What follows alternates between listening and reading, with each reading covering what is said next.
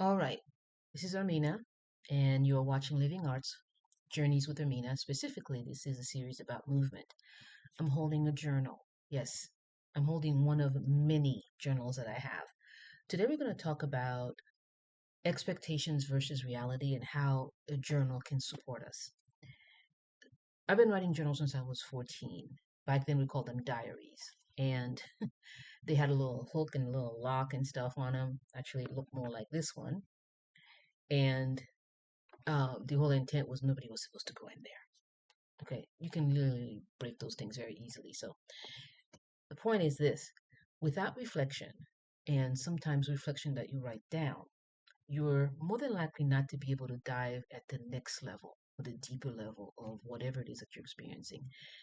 Without the journal, without the writing, what ends up happening is movement, whatever the activity might be, becomes just that.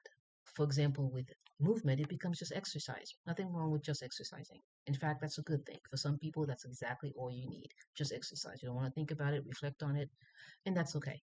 But many of us, those who like to deep dive or dive deeply into things, we need something bigger, greater, that allows us to go into the story, into what it is that's happening. So I wanted to share briefly how I think journals helps us map out what I would call the data that's that we're here to experience. That's going to become part of our soul. Okay, so we're going to step outside of movement for a while just so I can make some sense out of this. This is one of my earlier journals, and this journal is a values journal. I have one of the videos where I talk a little bit about the importance of values. And these are laws, I call them living laws, but they're highest living principles and ethics that I abide by and I work through. For example, the principle of mercy, the principle of focused effort, etc. I've had this for probably since 2019. It's an old journal. This one is the story. It's my story. It's my life story. And the journal I'm using right now for, of course, I don't have it in front of me. The one I'm using right now for the experience through um, movement looks similar to this journal. This is huge, like it's an actual uh, watercolor book. And this one is for herbalism that I'm studying, and it's very specific tabs on the different things that I'm learning and so on. Well, the one that I do for movement is similar, except it doesn't have a bunch of tabs because it's just a tab and other things that I'm working on. Your journal can be something like this. This is one of my vision journals from back in 2020. Oh, wow. Okay. And it went from 2020 to 2024. I love this type of paper. And one of the things that's super neat about journaling for me is I get to express myself artistically in the journal, whether that may be drawing, artwork, and so on. So I encourage you, if you're journaling, don't just limit it to just writing. Explore other artistic talents you may have or be willing to explore, not necessarily have, but it could be a way for you to learn two things at once. Here's an example of that. I'm actually using another journal for the herb classes I'm taking, and what you'll notice is this journal is all art. I have not started doing anything in it yet, but it's my herbal companion, and that's smaller, so I can take it with me when I go on journeys, etc. Your journals can be super tiny. This is one of my actually, I want to share the quotes journal. This is a herbalism book of quotes. So all that's in here are little quotes that I find super interesting that motivate me. You can do the same thing for your journey, and those things will help you when you need to come back. This is going to be the one I'm going to use for memory. So when you need to come back for and remember things about why you're doing things, why you're walking, why you're increasing your fitness while you're doing whatever, it can be part of your journal. All right, let's move on to the part that I really wanted to say. So I got a chance to share some of my journals with you. And by the way, decluttering journals periodically, I encourage it because otherwise you end up with a lot.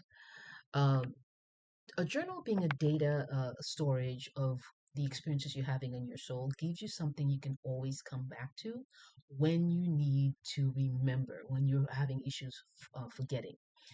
I recommend handwriting. It's been proven now that handwriting actually helps your brain with connecting information. It helps you become more intellectual, etc. There's a lot more to it than what I just said, but you can do the research on that. I don't want to go into it. But it also can help you see how you resist yourself over time when you use a journal. A journal without a review is just archive. Okay, make sure you review your journals periodically so you can actually see how you're growing, see the resistance that you're overcoming, and what you use to overcome those resistance.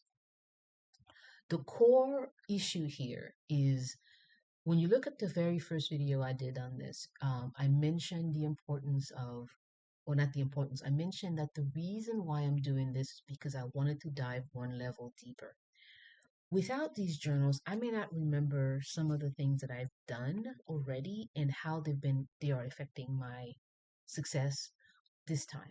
And what's really coming up for me this time. I can recognize it by doing the journal. Call it an external memory, call it a resource, call it a mirror, because a journal can also be a mirror for you. It could be an opportunity for you to look at yourself differently. The perfect mirror is actually other people.